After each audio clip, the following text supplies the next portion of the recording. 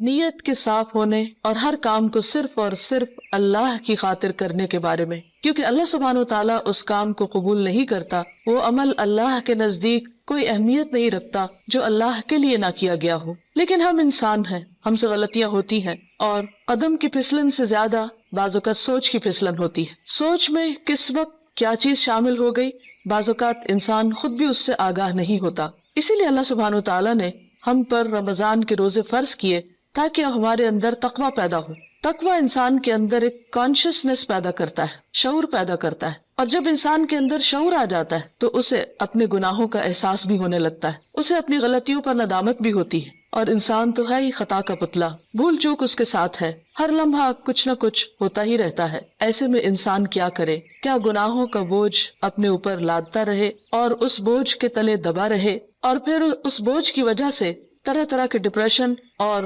غم اور دکھ کا شکار رہے؟ نہیں، اللہ رب العزت واسع المغفرہ ہے، غفور الرحیم ہے، وہ اپنے بندوں کے گناہوں کو معاف کرتا ہے۔ رمضان کا مہینہ اس اعتبار سے ایک بہترین موقع ہے کہ ہم سب اپنے رب کی طرف رجوع کریں، انفرادی طور پر بھی اور اجتماعی طور پر بھی، اور اپنے گناہوں کی معافی مانگے۔ اللہ تعالیٰ کا وعدہ ہے کہ جو شخص سچے دل سے گناہوں کی معافی مانگے گا، اللہ تعالیٰ اس کو ضرور معاف کر دے گا، اور اللہ تعالیٰ کو معاف کرنے میں کچھ مشکل نہیں۔ قرآن مجید میں اللہ تعالیٰ فرماتے ہیں، قُلْ يَا عِبَادِيَ الَّذِينَ أَسْرَفُوا عَلَىٰ أَنفُسِهِمْ لَا تَقْنَطُوا مِن رَحْمَةِ اللَّهِ إِنَّ اللَّهَ يَغْفِرُ الذُّنُوبَ جَمِيعًا۔ آپ کہہ دیجئے کہ اے میرے بندو جنہوں نے اپنی جانوں پر زیادتی کی ہے، جنہوں نے خود پر ظلم کیا ہے، لا تقنطوا من رحمت اللہ، اللہ کی رحمت سے مایوس نہ ہو جاؤ، بے شک اللہ سارے گناہ معاف کر سکتا ہے۔ اللہ تعالیٰ کے لیے کچھ بھی مشکل نہیں۔ ضرورت اس بات کی ہے کہ بندہ سچے دل کے ساتھ، پورے اخلاص کے ساتھ اللہ تعالیٰ کی طرف رجوع کرے۔ ویسے تو رمضان بذات خود گناہوں کے کفارہ کا ذریعہ ہے۔ حدیث میں آتا ہے، نبی صلی اللہ علیہ وسلم نے فرمایا، وَرَمَضَانُ إِلَى رَمَضَانَ مُكَفِّرَاتٌ مَا بَيْنَهُنَّ إِذَا اجْتُنِبَتِ الْكَبَائِرُ۔ ایک رمضان دوسرے رمضان تک اپنے درمیان ہونے والے گناہوں کو مٹا دیتا ہے جبکہ کبیرہ گناہوں سے اجتناب کیا جائے۔ اسی طرح جب انسان ایمان اور احتساب کے ساتھ روزہ رکھتا ہے، وہ بھی اس کے گناہوں کی بخشش کا ذریعہ بنتا ہے، راتوں کا قیام بھی بخشش کا ذریعہ بنتا ہے۔ لیکن اس کے ساتھ ساتھ انسان کو پورے شعور کے ساتھ، پورے احساس کے ساتھ خود اللہ کی طرف رجوع کرنا چاہیے اور اپنے گناہوں کی معافی مانگنی چاہیے، خصوصاً کبیرہ گناہ، ان کے لیے معافی مانگنا ضروری ہے۔ اللہ تعالیٰ سے توبہ کرنے کا ایک طریقہ بھی بتایا گیا، اور وہ یہ کہ انسان اپنے گناہوں پر نادم ہو، شرمندہ ہو، ان کا اعتراف کرے، ان کو مانے، اور پھر آئندہ نہ کرنے کا وعدہ کرے، اور پھر اپنی زندگی کی اصلاح کر لے۔ انسان کی انسانیت اسی میں ہے کہ وہ اللہ تعالیٰ کی طرف رجوع کر لے اور گناہوں کا اعتراف کرے۔ انسان اور شیطان میں یہی فرق ہے۔ شیطان نے جب انسان کو یعنی آدم علیہ السلام کو سجدہ کرنے سے انکار کیا تو اس کے بعد جب اس سے پوچھا گیا کہ ما منعک الا تسجد اذ امرتک، اللہ تعالیٰ نے فرمایا کہ تمہیں کس چیز نے روکا تھا کہ تم سجدہ کرتے جبکہ میں نے تمہیں حکم دیا تھا، تو اس پر بجائے اس کے کہ وہ نادم ہوتا، اپنی غلطی کا اعتراف کرتا، وہ اکڑ گیا اور اللہ سبحانہ وتعالیٰ کو بلیم کرنے لگا۔ اس کے برعکس آدم علیہ السلام سے جب خطا ہوئی اور وہ بھول کر جنت کا وہ پھل کھا بیٹھے جس کے کھانے سے ان کو روکا گیا تھا، تو جب انہیں اپنی اس بات کا احساس ہوا کہ انہوں نے درست نہیں کیا اور ان سے جنت کا لباس اتروا لیا گیا، تو وہ فوراً اپنے رب کی طرف پلٹے اور انہوں نے اعتراف کیا اور دعا کی، ربنا ظلمنا انفسنا وان لم تغفر لنا وترحمنا لنکونن من الخاسرین، کہ اے ہمارے رب ہم نے اپنی جانوں پر ظلم کیا اور اگر تو نے ہمیں معاف نہ کیا اور ہم پر رحم نہ کیا تو ہم ضرور نقصان اٹھانے والے ہو جائیں گے۔ گویا انسان غلطی تو کرتا ہے، لیکن اگر وہ رب کی طرف پلٹتا نہیں اور رب اس پر رحمت نہیں فرماتا تو پھر انسان کا کوئی ٹھکانہ نہیں۔ روزے کی حالت میں انسان کو اپنے آپ کا جائزہ لینے کا موقع ملتا ہے، کیونکہ بہت سی مصروفیات اور مشغولیات سے، خصوصاً کھانے پینے کی مشغولیت سے فراغت پانے کے بعد جب روزے کی حالت میں، بھوک کی حالت میں اس کو اپنا محاسبہ اور اپنا جائزہ لینے کا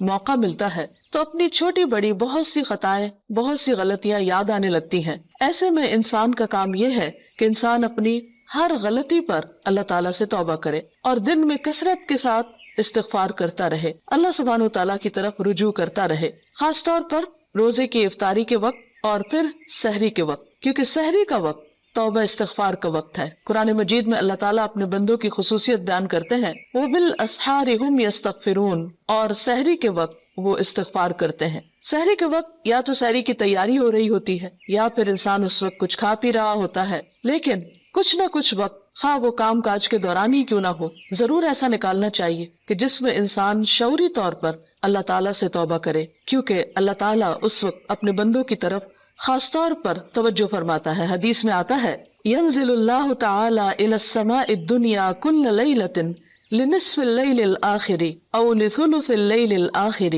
فيقول من ذا الذي يدعوني فأستجيب له من ذا الذي يسألني فأعطيه من ذا الذي يستغفرني فأغفر له حتى يطلع الفجر۔ اللہ تعالیٰ ہر رات کو آدھی رات یا ایک تہائی رات کے آخری حصے میں آسمان دنیا پر نزول فرماتے ہیں اور ارشاد فرماتے ہیں کہ کون ہے جو مجھ سے دعا مانگے اور میں اس کی دعا قبول کروں، کوئی ہے جو مجھ سے سوال کرے کہ میں اسے عطا کروں، کون ہے جو مجھ سے استغفار طلب کرے اور میں اسے بخش دوں، یہاں تک کہ فجر طلوع ہو جاتی ہے۔ یعنی اس وقت خاص طور پر اللہ تعالیٰ اپنے بندے کی طرف متوجہ ہو کر اس کو پکارتا ہے کہ تم غلطی کرنے کے بعد میری طرف لوٹ آؤ۔ رمضان ایک مبارک موقع ہے کہ جس میں انسان سحری کے وقت اٹھ ہی جاتا ہے، تو اس وقت اللہ سبحانہ وتعالیٰ کی اس پکار پر لبیک کہتے ہوئے اپنے گناہوں کی معافی مانگنی چاہیے اور اس کی طرف رجوع کرنا چاہیے، کیونکہ وَمَن يَغْفِرُ الذُّنُوبَ إِلَّا اللَّهُ، کون ہے جو گناہوں کی بخشش کرے سوائے اللہ کے۔ ہم میں سے کون ہے جو یہ دعویٰ کرے کہ اس سے کبھی کوئی غلطی نہیں ہوئی یا اس نے کوئی گناہ نہیں کیا؟ ہم سب خطا کار انسان ہیں اور ہم سے غلطیاں ہوتی ہیں، لیکن غلطی پر توبہ کرنا اور غلطی پر شرمندہ ہونا انسان کی فطرت میں ہے۔ اگر انسان اس فطرت کو مسخ نہ کر دے تو جو ہی کوئی گناہ ہوتا ہے، انسان کا ضمیر فوراً ہی اسے آگاہ کرتا ہے کہ تم سے غلطی ہوئی ہے اور انسان اپنے رب کی طرف پلٹنا چاہتا ہے۔ لیکن بعض اوقات انسان کا نفس اس کو دھوکہ بھی دے جاتا ہے، اور بجائے اس کے کہ انسان غلطی کا اعتراف کرے، انسان اپنی غلطی پہ پردہ ڈالنے لگتا ہے، اس کو جسٹیفائی کرنے لگتا ہے اور پھر غلطی پہ غلطی کیے چلے جاتا ہے۔ کیونکہ ہوتا یہ ہے کہ جب انسان ایک گناہ کر لیتا ہے، اللہ کی ایک حرمت کو پامال کرتا ہے، اللہ تعالیٰ کی ایک نافرمانی کرتا ہے، تو پھر اس کے بعد اس کی جھجک ختم ہو جاتی، اس کی حیا ختم ہو جاتی، پھر وہ دوسرے گناہ کے لیے دلیر ہو جاتا ہے اور پھر گناہوں کا سلسلہ چل پڑتا ہے۔ اور اگر انسان توبہ نہیں کرتا تو وہ ایک سیاہ نقطہ جو دل پر لگتا ہے ایک گناہ کی وجہ سے، وہ نقطہ پھیلنے لگتا ہے حتیٰ کہ گناہوں کے ساتھ پورا دل سیاہ ہو جاتا ہے اور پھر انسان کے اندر سے احساس بھی ختم ہو جاتا ہے۔ اس کے باوجود انسان کو مایوس نہیں ہونا چاہیے۔ جب تک انسان کی جان ہے، انسان کی سانس کا سلسلہ چل رہا ہے، اس کے لیے معافی کا دروازہ کھلا ہوا ہے۔ حدیث میں آتا ہے کہ ان اللہ یقبل توبۃ العبد ما لم یغرغر، اللہ تعالیٰ بندے کی توبہ قبول کرتا ہے جب تک کہ اس کے سانس اکھڑنے نہ لگے، یعنی دنیا سے رخصت نہ ہونے لگے، فوت نہ ہونے لگے۔ تو گویا ابھی اللہ تعالیٰ نے ہمیں جو زندگی اور یہ موقع دیا ہے، اس میں ہم واپس پلٹ آئیں، رجوع کر لیں، اللہ تعالیٰ کو راضی کر لیں اور کبیرہ اور صغیرہ دونوں طرح کے گناہوں سے معافی مانگیں۔ صغیرہ گناہوں کے کفارے کے لیے تو نماز، روزہ، حج، زکوٰۃ اور دیگر نیکیاں، امر بالمعروف، نہی عن المنکر، یہ چیزیں انسان کے لیے کفارہ بن جاتی ہیں۔ لیکن خصوصاً کبیرہ گناہوں کے لیے خاص طور پر معافی مانگنا ضروری ہے۔ مثلا کبیرہ گناہ کیا ہے؟ مثلاً اللہ سبحانہ وتعالیٰ کے ساتھ شرک کرنا، اور اس کے بعد والدین کی نافرمانی، والدین کو ناراض کرنا، ان کا دل دکھانا، ان کو پریشان کرنا، ان کی بات نہ ماننا۔ اللہ سبحانہ وتعالیٰ نے ایک نہیں کئی بار اپنے حق کے بعد انسانوں میں سے سب سے پہلا حق جس کا بتایا وہ والدین ہے، اور اللہ تعالیٰ کی رضامندی والد کی رضامندی میں ہے، اور اللہ تعالیٰ کی ناراضگی والدین کی ناراضگی میں ہے۔ والدین کو ناراض کرنا کبیرہ گناہ ہے، اور اگر انسان کی وفات اس حال میں ہو جاتی تو اس وقت تک معافی نہیں ہوگی جب تک کہ والدین معاف نہ کر دیں۔ حقوق و لباد کے سلسلے میں جو بھی حق تلفی ہوتی، خواہ والدین کی نافرمانی یا کسی اور کی، یہ بات یاد رہے کہ انسان کو اس وقت صرف اللہ تعالیٰ سے ہی نہیں، بندوں سے بھی معافی مانگنی ہوگی، یعنی بندوں کو بھی راضی کرنا ہوگا۔ والدین کے بعد باقی رشتہ دار، دوست احباب اور انسانوں میں سے کسی انسان پر بھی اگر کوئی ظلم یا زیادتی ہوئی ہو تو اس کے لیے توبہ استغفار اور اس کے ساتھ ساتھ اس بندے سے معافی مانگنا بھی ضروری ہے۔ اسی طرح زبان کے بہت سے گناہ کبیرہ گناہ ہیں، مثلاً جھوٹ بولنا۔ اسی طرح غیبت، اور غیبت کیا ہے؟ کسی مسلمان بھائی کی پیٹھ پیچھے اس کی برائی کرنا، کسی پہ جھوٹا الزام لگانا، کسی کو تانا دینا، کسی کے بارے میں بدگمانی کرنا، کسی کا مذاق اڑانا، نقلیں اتارنا، یہ سب دوسروں کا دل توڑنے والی باتیں، یہ تہذیب کے دائرے سے نکلی ہوئی حرکتیں، اور ہمارا دین ان چیزوں کی قطعاً ہمیں اجازت نہیں دیتا۔ کسی کے ساتھ اختلاف کا ہو جانا، کسی کی بات کو ناپسند کرنا، یہ ہر انسان کا حق ہے، لیکن یہ سب کچھ دلیل کی بنا پر ہونا چاہیے، محض جذبات کی بنا پر نہیں، کہ ہم اگر کسی سے اختلاف کرتے ہیں تو پھر ہم اپنے لیے اس بات کو جائز کر لیں کہ جیسے چاہیں پھر اس کے ساتھ معاملہ کریں، یا جیسے چاہیں اس پر الزام تراشی کریں، اور پھر اس کے بعد خود کو سچا ثابت کر کے یا اپنے آپ کو مطمئن کر لیں، تو یہ بات جائز نہ ہوگی، یہ کافی نہ ہوگی۔ انسان کے لیے خود اس کا سب سے بڑا دشمن اس کا اپنا نفس ہے، اور انسان بعض اوقات باہر کے دشمن کو پہچان لیتا ہے لیکن اندر کے دشمن کو نہیں پہچانتا، جب وہ انسان کو غلطی پر تھپکیاں دے کر سلا دیتا ہے، یا اس کو مطمئن کر دیتا ہے، یا پھر اسے صرف دوسروں کے عیب دکھاتا رہتا ہے اور اپنے عیب بھلوا دیتا ہے۔ اس لیے بہت ضروری ہے کہ ہم ان تمام گناہوں، خواہ وہ جسم سے تعلق رکھتے ہوں، خواہ وہ دل سے تعلق رکھتے ہوں، خواہ وہ زبان سے تعلق رکھتے ہوں، ان تمام گناہوں پر نمبر 1 شرمندگی کا اظہار کریں، نمبر 2 ان کا اعتراف کریں، نمبر 3 آئندہ نہ کرنے کا وعدہ کریں، اور نمبر 4 اللہ رب العزت سے دعا کریں کہ وہ ان گناہوں کو ڈھانپ دے، ان کو ہمارے نامہ اعمال سے مٹا دے، اور ہماری توبہ کی وجہ سے ان گناہوں کو بھی ہماری نیکیوں میں بدل دے،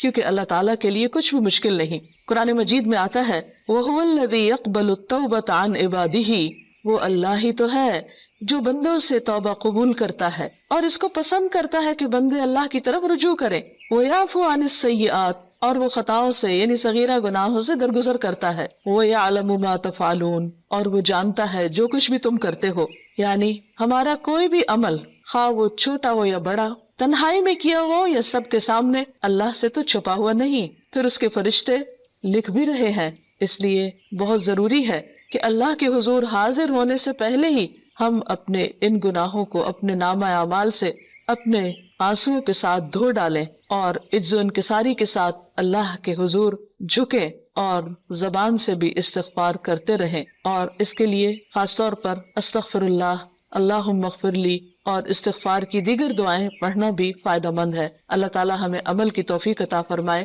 وآخر دعوانا ان الحمد للہ رب العالمین۔